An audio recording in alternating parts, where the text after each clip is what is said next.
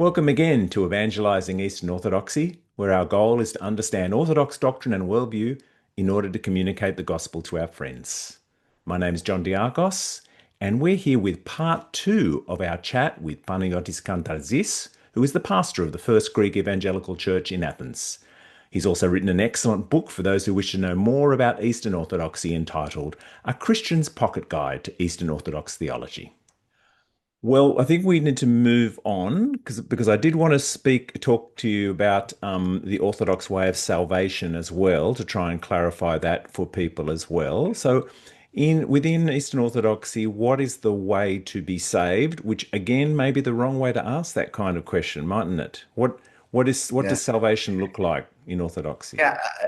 I think that is a good question, emphasizing the word way.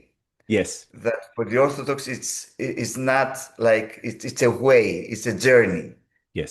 So that is what it's all about. Which, of course, I mean, everything you see is connected.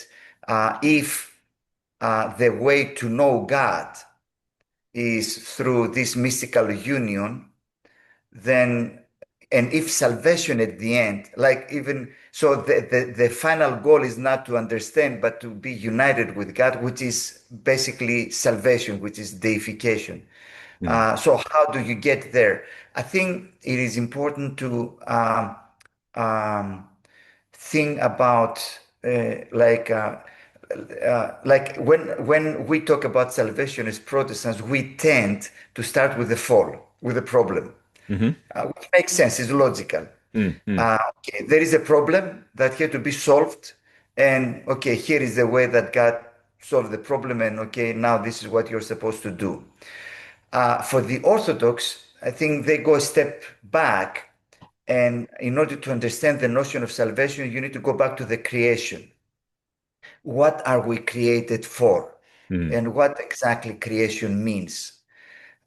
For us, like so to say, the process of salvation starts. So there is like Donald Fairbairn, a very important theologian who has really engaged with Eastern Orthodoxy. He has written a book. Like the book I was referring to, Larry Hurtado, was the Destroyer of the Gods, Ah, very Destroyer of good. the Gods. Now, Donald Fairbairn, let me tell you the title of his book Is because it it's, well, Eastern Orthodoxy through Through Western Western eyes. Eyes? That's right. And of course, the other important books by Bob Letham, Through Western Eyes, which is kind of Eastern Orthodoxy. So it's kind of, he reversed the word. Um, so Donald Fairbairn says that there is the two stages or three stages understanding. So us Protestants have three stages. So it's creation, first stage, fall, and then redemption. For the Orthodox, it's two stages, is creation, deification. So let's go back to understand the Eastern Orthodox. I mean, someplace there is the fall, but we'll talk about that. Mm. So creation is dynamic, meaning that we are created in order to. Of course, even as Protestants, we believe that God gave the cultural mandate, as we call it, but when we think, okay, what is our calling? For us is to cultivate the earth, to multiply, and all these things that we read in the scripts. For the Orthodox, because they make this distinction, which scripturally and hermeneutically cannot be sustained, but it's patristic, so it's there that there is the image and likeness. So we have been created according to God's image, which is kind of the apex, if we can call it like this. So this is what is given, you know, and then likeness, it's our destiny. Likeness is our calling. So we are created in order to become like God, in order to become God-like, in order to be deified, divinized. Okay, so creation is not static. We have been created in order to become something. Mm.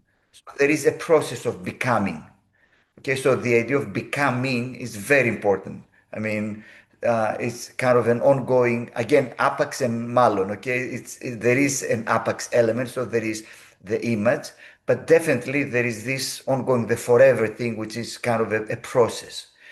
Now, of course, as I said, the way they base that is on this like artificial distinction between image and likeness. I mean, most people who studied Old Testament, they know these are interchangeable terms. Like they may have different emphasis, definitely. That's why there are two different words, Chelek and Demuth. But at the same time, they have been used interchangeably. So it's not like that means one thing, the other means necessarily a totally different thing. But that's another story. But you see, Orthodox don't care about those kinds of arguments, okay? Because this is what has been delivered, and this is the way that we understand things. So when we talk about now, of course, we may discuss about what does exactly that mean. So God created us as one thing in order to become another thing. So here you see the idea of being a creature is by definition problematic. You have to overcome, to transcend your creatureliness, because creatureliness means limitation, right? So being godlike means freedom. So freedom, keep in mind, it's a very, like there is this famous Greek theologian, John Zizioulas, which is perhaps the most talking about influencers in Instagram. He's not, but in theology, totally, he's a great influencer, like perhaps the most, important theologian of our modern era, Orthodox theologian, who has been really influenced. He has influenced many theologians across the spectrum. So Zizioulas freedom is the key element of what it means to be according to God's image, because God is freedom. Okay. So listen to that. He has a little book about humans as priests of creation. So when Adam defies God, he acts as a free agent. So in a strange way, he's not negating his being an image bearer. He actually applies that. Yes. Because if to be God is to be free. So, but of course, this is kind of a little bit strange. But let's keep the main idea. So we have become, God has created us as creatures in order, through a process of becoming deified. So that is the goal. The goal is to unite the human and the divine, in a final union, which is deification. So that is a process. What is fall? Fall is not falling down from a position, so it's not I'm here and I fall down, so I need someone to come and rescue me. Fall is the stopping, so to say, this process, neglect. I mean, even Karl Barth, in his analysis of the fall, he used the word sloth.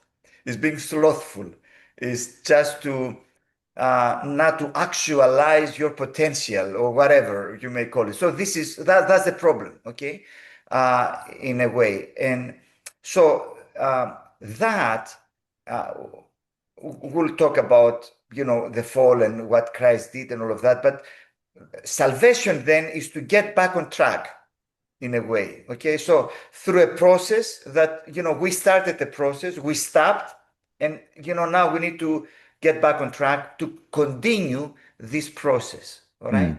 And the end of this process is deification. Now, when I ask you, are you saved? There is this interesting book by Callistos Ware, How Are We Saved? And he talks about being on a train. Imagine a bishop with beard and all these, things. And, two young people, like probably from Campus Crusade or something, approached him and said, are you saved? And he said, well, what exactly do you mean? And how can I answer? So he has written a book saying, actually, the only thing, the best thing I can say is that I am being saved. Because if salvation is deification, if I ask you, are you deified? I mean, who can say I'm deified? Says, I'll try, I hope.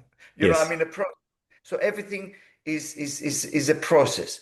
Now, of Yes. course, there are many other things that we can say, and we probably will come to that. But this is the Ordo Salutis, so it's kind of we have been created to be united with God. We have something stopped this process, and now we have hindrances. God had to take them away so that again we can start this process again, not as Adam and Eve in the garden, but now as the church within the context, the ark of the church and the sacraments and all of that, in order to go to that journey. And in a way, the church is the ark. So the idea, as long as I am in the church, then I'm moving on, hoping that one day I'll go there. But even if I didn't do that well, don't worry, because you have like it's really telling to go to a funeral in the Orthodox tradition. Like the whole thing is a prayer to God, which basically says, God, you know, Have we're all, mercy. just you are merciful, Mm. you are full of, goodness. Accept him, accept her. And Mm. then, of course, you have the mnemosina, the memorials, and all of that. So there is always, so that is, so to say, kind of the idea of salvation.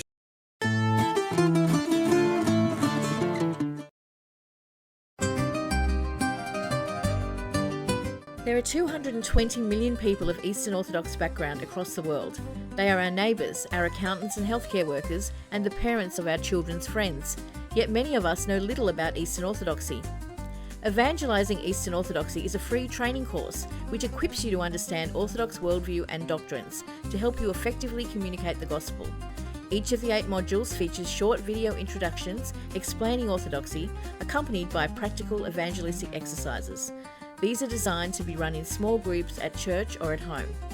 Whether you're leading a church, facilitating a small group, or simply want to be a better friend or family member, this course is designed for you. The whole course, videos and printable studies are available free at eeo.net.au.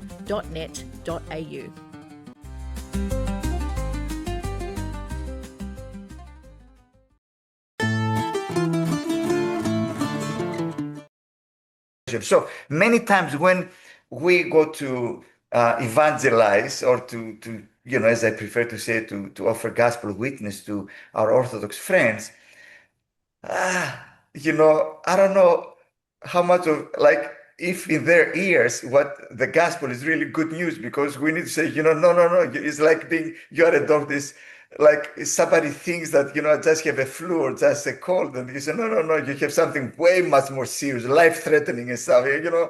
I'm not sure most people they may react and say, what are you talking about? I will go to the other doctor that says, just take some, you know, Well, painkillers.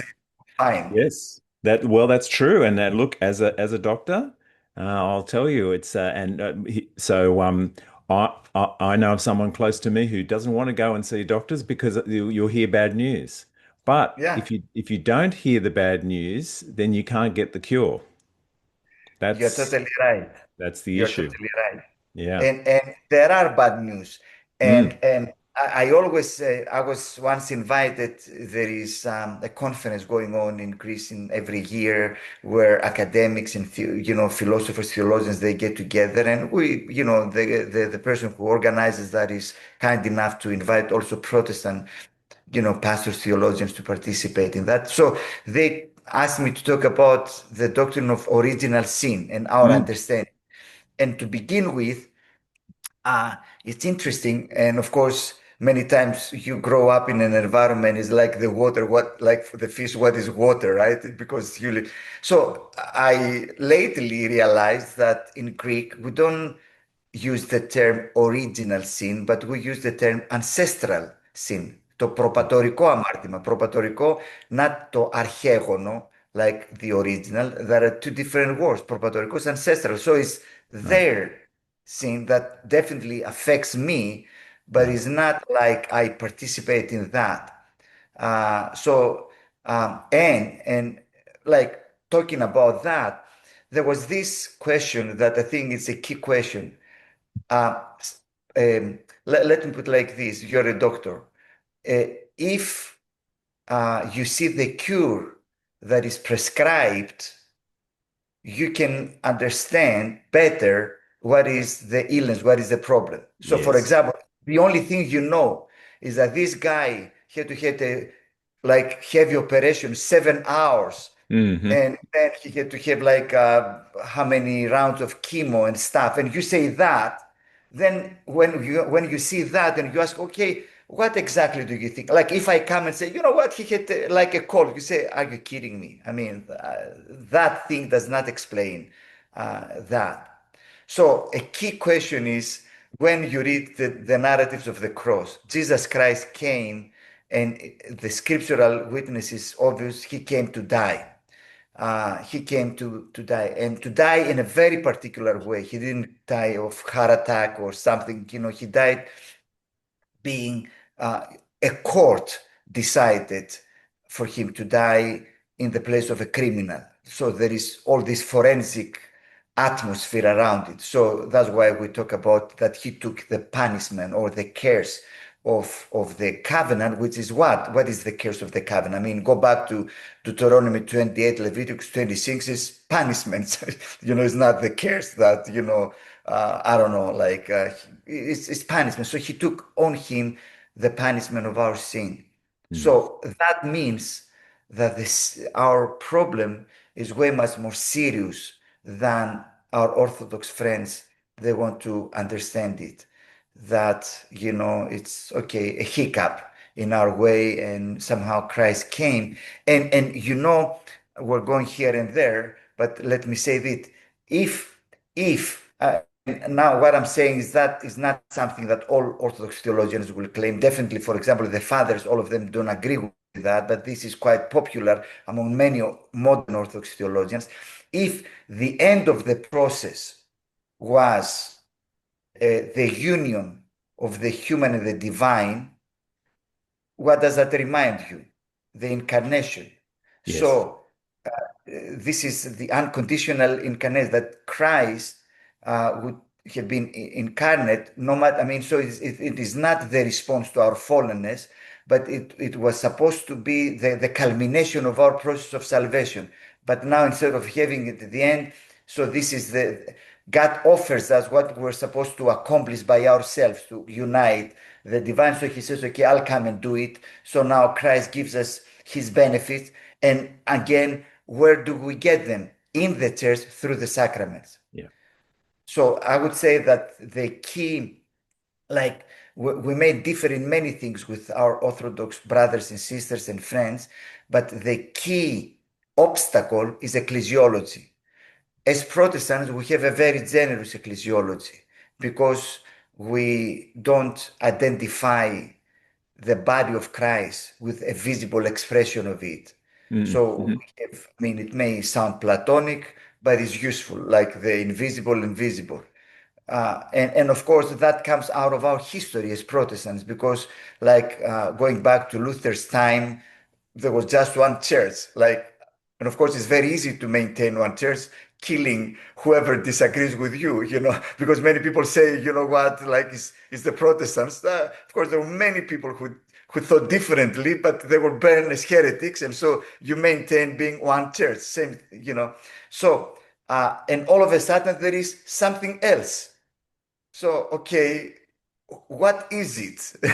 Who are we? So we have this kind of more generous ecclesiology, but for the Orthodox, salvation cannot happen. Even if they want to be generous with us, I mean, that is worth pondering. And I know that I have many Orthodox friends who are very kind people, and they'll say, you are my brother. We love God together. You're my brother. But if they are consistent with their theology, since I don't participate in the sacraments, I was not baptized as Orthodox. I don't take communion, Eucharist. I don't receive Christ. I don't go to confession. I don't participate in the sacramental life. So if you go by the book, I cannot be saved. And so this is really problematic. And that is kind of an obstacle to any kind of discussion we may have, that somehow we need to account for that. But that was not your question, but I will let you lead.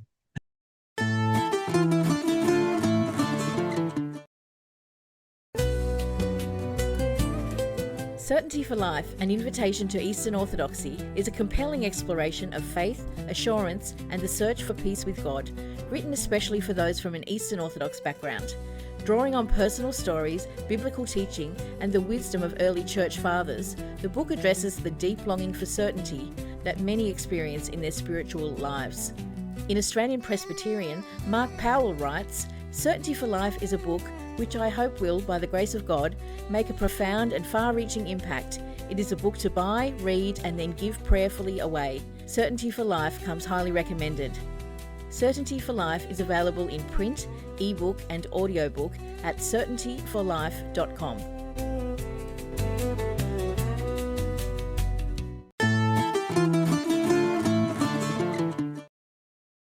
No, we headed in the right direction.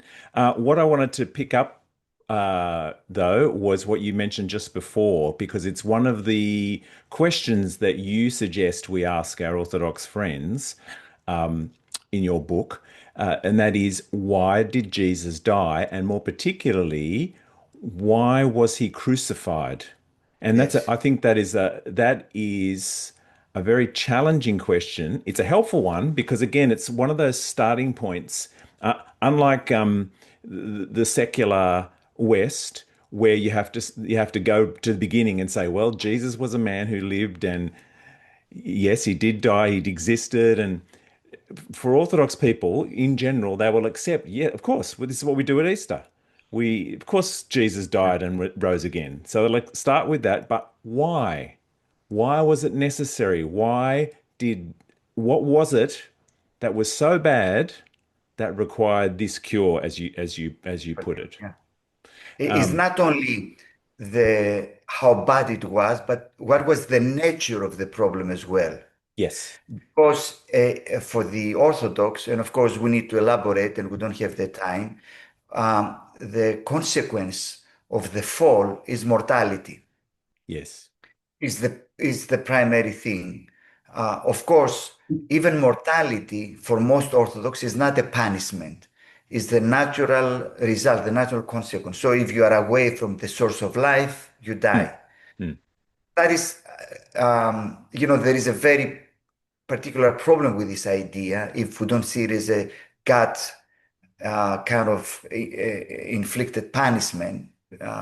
Because you see, it's very important for them to maintain God as a philanthropist, as God does not have to do anything with wrath, with anger, with punishment, and all of that. So, in a way, to protect God from that kind of notion. But I think even if there is a natural law that if you are away from the life, you die, who established that law?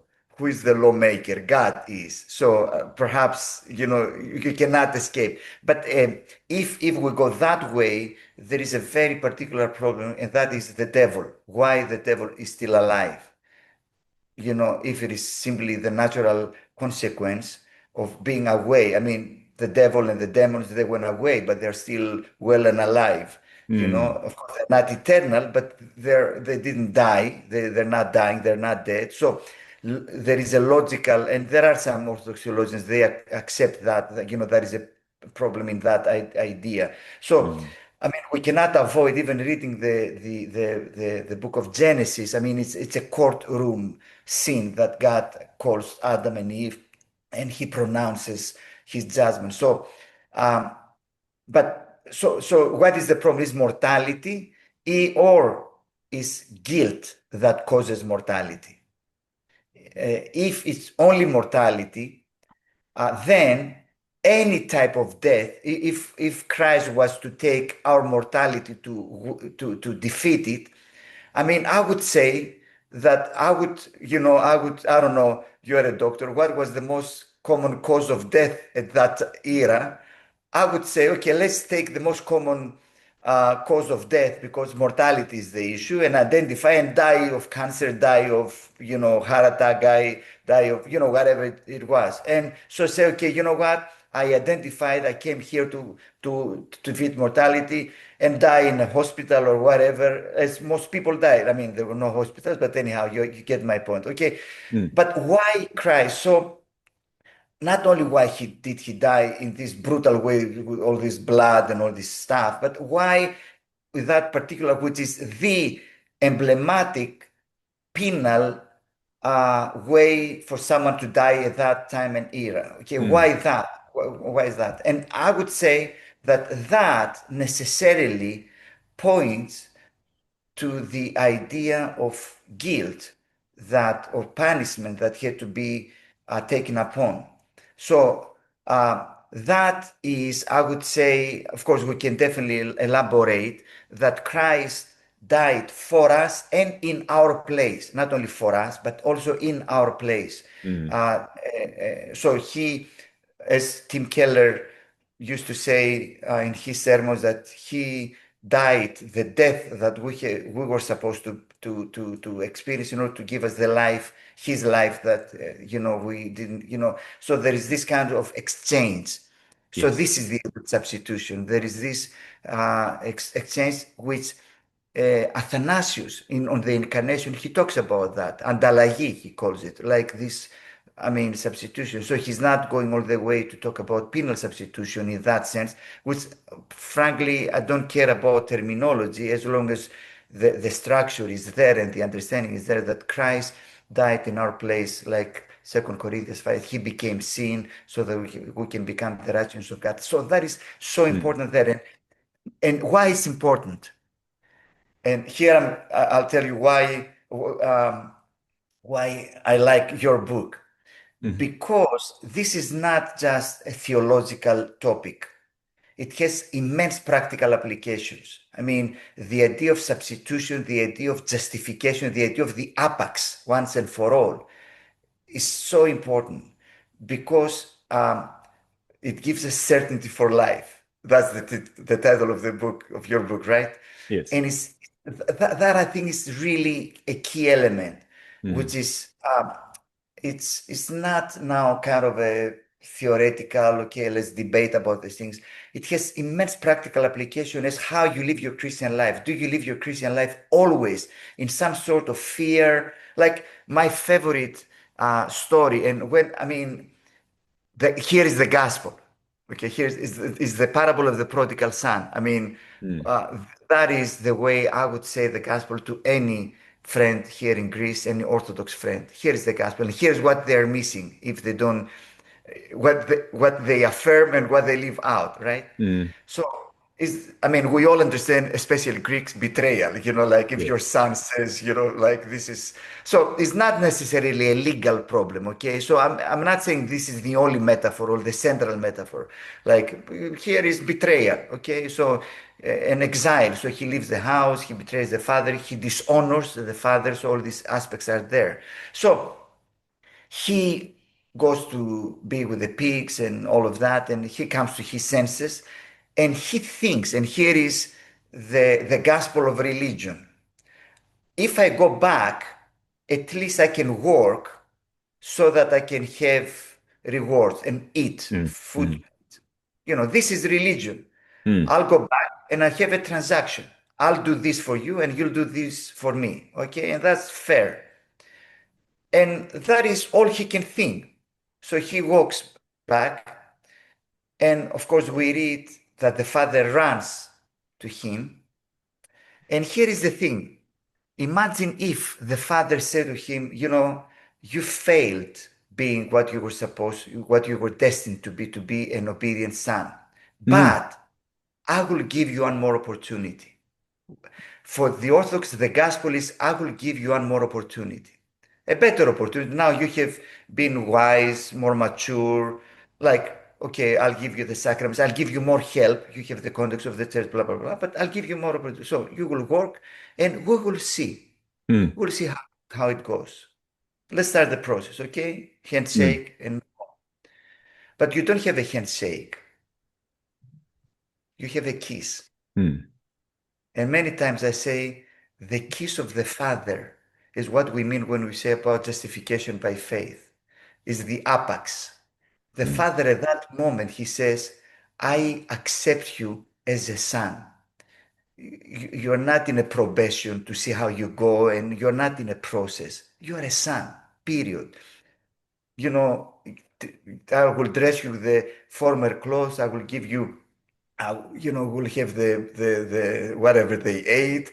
I will give you your place at the table, and I will give you the ring, which is the credit card, Mm. like of that time is because this is how you seal, you know, you're my son, period.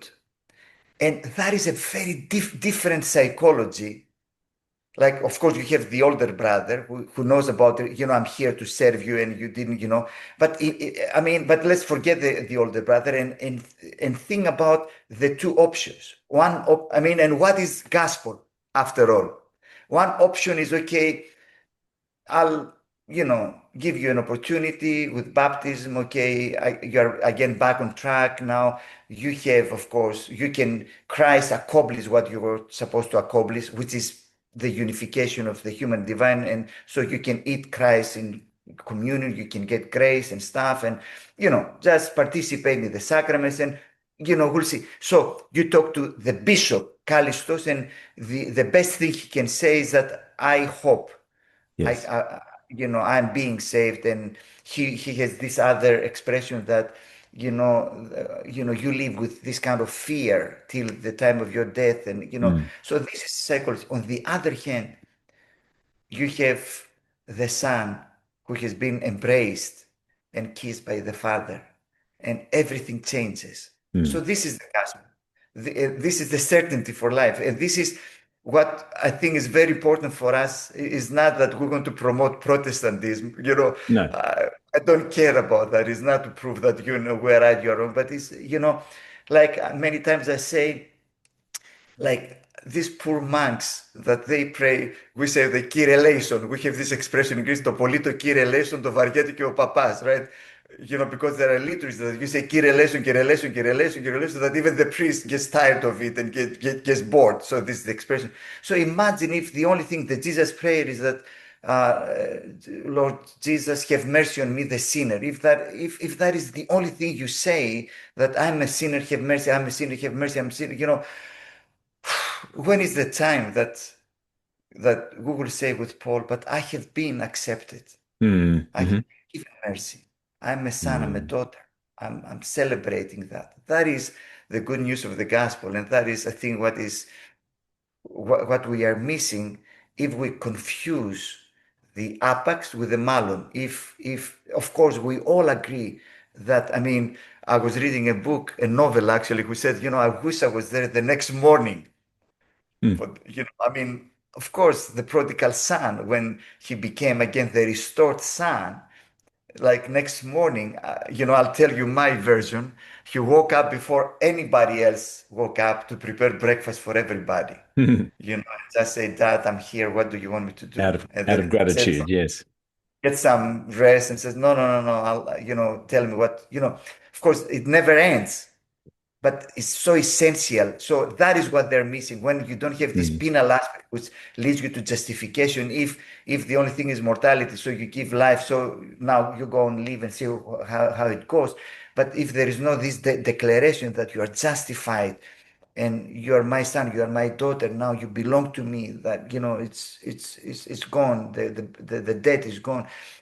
That gives you this freedom. The freedom of a Christian is Luther, this little book, that because this is, and it has to do a lot with the psychology and the motivation why, like Luther in that little book, written very early on in his career, 1521, he says that, okay, if you do good to your neighbor in order to gain favor before God, you don't do it for himself, for them, you do it for yourself. Yes. So true morality presupposes freedom. I'm already accepted. I don't have to do it, Mm. but I'm doing it out of Mm. love. And you see, this understanding of justification has so many, your personal psychology, certainty, but also for your way of living in this earth. I mean, why you do good, why you should be a responsible citizen? Why? I mean, is it because you are, it's out of freedom, and that gives this ethical positive ethical aspect to whatever we do, and it's a totally different basis for ethics in life.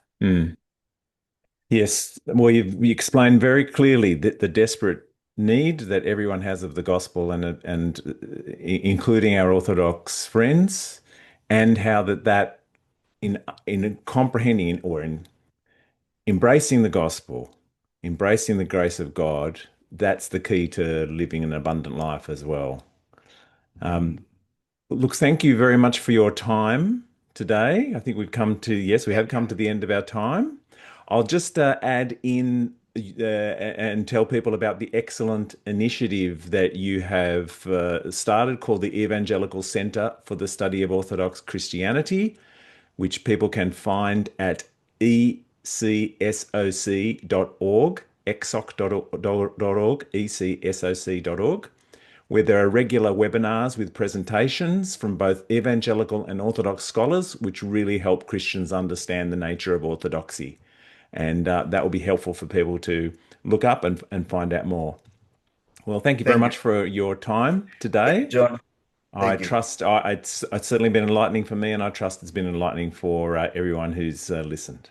Thank you. It was great. I really enjoyed it, and I am available any other time to continue the conversation. Oh, wonderful, lovely. All right, well, I'll definitely take you up on that. All right, thank you, and kalimera.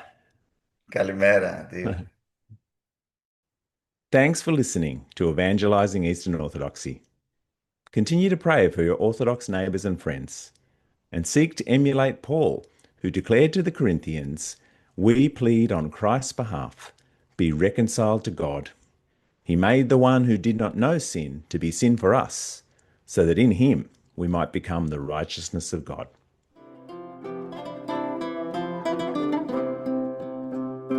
My hope